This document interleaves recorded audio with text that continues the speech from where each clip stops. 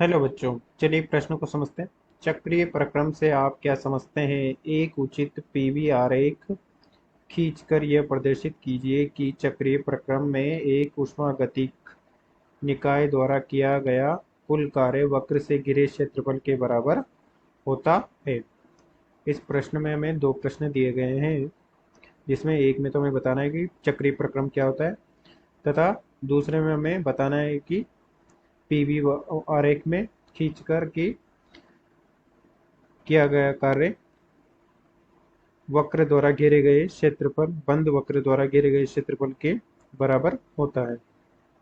मुख्य अवधारणा में हम देख सकते हैं कि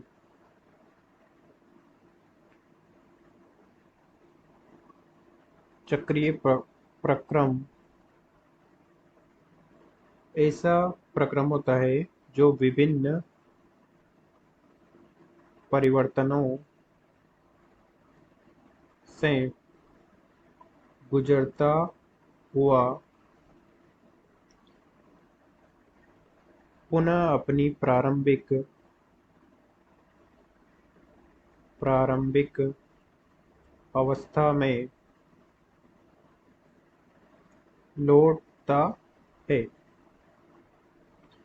इसे हम पीवी वक्र में इस प्रकार से देख सकते हैं कि इस प्रकार से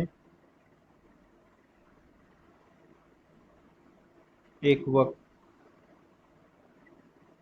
एक चक्रीय प्रक्रम है जो ए से बी का अनुसरण करता है तथा पुनः बी से ए का अनुसरण करते हुए पुनः अवस्था ए में पहुंच जाता है। तथा इसे हम भिन्नता के आधार पर समझ सकते हैं कि अचक्रीय प्रक्रम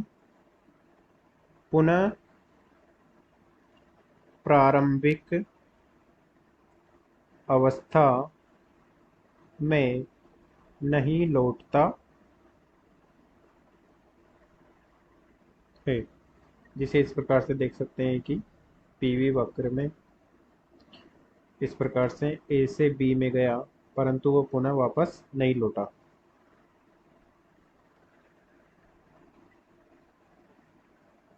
तो हम देख सकते हैं कि चक्रीय प्रक्रम की स्थिति में चक्रीय प्रक्रम में पुनः पुनः उसी अवस्था में लौट आता है, अर्थात अंतिम अवस्था में आंतरिक ऊर्जा प्रारंभिक अवस्था की आंतरिक ऊर्जा के बराबर होगी, क्योंकि अवस्था दोनों की अवस्था समान है। ए से पुनः ए में लौट आया है तथा आंतरिक ऊर्जा अवस्था का फलन है, तो जिस अवस्था में वापस लौट आएगी तो उतनी ही ऊर्जा उसकी वापस हो जाएगी। तो आंतरिक ऊर्जा में परिवर्तन Vf माइनस वी आई बराबर शून्य हो जाएगा। अर्थात आंतरिक ऊर्जा में परिवर्तन शून्य है, तो डेल यू जो कि डेल्टा टी समय ताप टी का फलन है, तो ताप में परिवर्तन भी शून्य हो जाएगा। अर्थात निकाय का तापमान स्थिर रहेगा जब चक्रीय प्रक्रम। तो ऊष्मागतिकी के प्रथम नियम से हम देख सकते हैं कि टी डी फर्स्ट से हो जाएगा del Q plus del U plus del W, जहाँ डेल यू बराबर जीरो है, तो दी गई ऊष्मा किए गए कार्य के समान हो जाएगी।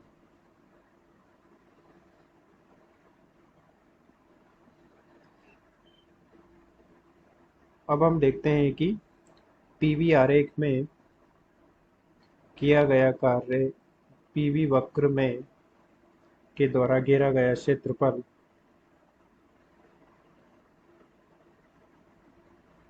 कार्य को प्रदर्शित करता है, जिसमें हम देख सकते हैं इस प्रकार से एक आयतन अल्पांश dv लेते हैं जिस पर दाब P स्थिर है। तो इस अल्पांश में किया गया कार्य डी डब्ल्यू बराबर होगा पी डी वी। तो कुल कार्य हो जाएगा, इस सभी अल्पांशों को जोड़ देंगे हम, तो पी डी वी हो जाएगा यदि दाब P स्थिर है तो हम लिख सकते हैं P वी आई से वी एफ तक dv का समाकलन, जो कि हो जाएगा वी एफ माइनस वी आई। तथा किसी चक्रीय प्रक्रम के लिए हम लिख सकते हैं कि इस प्रकार से पीवी आरेख में मान लेते हैं कि इस प्रकार से ए से बी एक सीधी रेखा स्थिर आयतन P2 पर, स्थिर दाब P2 पर ए से बी में परिवर्तन हो रहा है तथा बी से सी में परिवर्तन हो रहा है, जहाँ पर आयतन V2 है, तथा सी से डी में परिवर्तन हो रहा है, जहाँ आयतन प्रारंभिक आयतन V1 है तथा V2 है, तथा डी से ए में परिवर्तन हो रहा है तथा दाब P1 है। इस प्रकार से एक आयताकार बंद चक्रीय प्रक्रम हमें प्राप्त होता है, जिसके लिए हम लिख सकते हैं कि ए से बी जाने में किया गया कार्य होगा स्थिर दाब P2 V2 माइनस V1, जो कि हो जाएगा धनात्मक कार्य, क्योंकि आयतन बढ़ रहा है, P1 से V2 जा रहा है तथा B से C में P2 से P1 से P2 में दाब में परिवर्तन होता है, परंतु आयतन में परिवर्तन V2 माइनस V1, जो कि जीरो है, अर्थात किया गया कार्य जीरो हो जाएगा तथा C से D में आने पर स्थिर दाब P1 पर आयतन में परिवर्तन V1 माइनस V2 है, जो कि हो जाएगा minus P1 minus V2 minus V1, क्योंकि V2 ज़्यादा है V1 से, जो कि ऋणात्मक कार्य होगा क्योंकि आयतन घट रहा है। तथा इसी प्रकार से D से A में दाब में परिवर्तन P2 से P1 हो जाएगा तथा आयतन में परिवर्तन V1 माइनस V1 होगा, जो कि शून्य हो जाएगा, अतः किया गया कार्य शून्य होगा। अतः कुल किया गया कार्य बंद वक्र में A B C D A, जो कि सभी वक्रों के द्वारा घेरा गया क्षेत्रफल हो जाएगा, जो कि हो जाएगा डब्ल्यू ए से बी प्लस बी से सी प्लस सी से डी तथा डी से ए में, बी से सी तथा डी से ए में तो किया गया कार्य शून्य तथा P2 V2 minus V1 minus P1 minus V2 minus V1, जो कि हो जाएगा P2 माइनस P1 तथा V2 माइनस V1, जो कि बंद वक्र ABCD का क्षेत्रफल है, जिसमें हम देख सकते हैं कि ये ये भुजा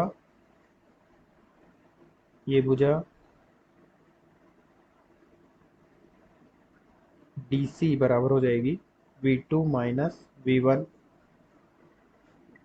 तथा AD भुजा हो जाएगी P2 माइनस P1 तथा दक्षिणावर्त घूम रहा है, तो ये हो जाएगा धनात्मक कार्य।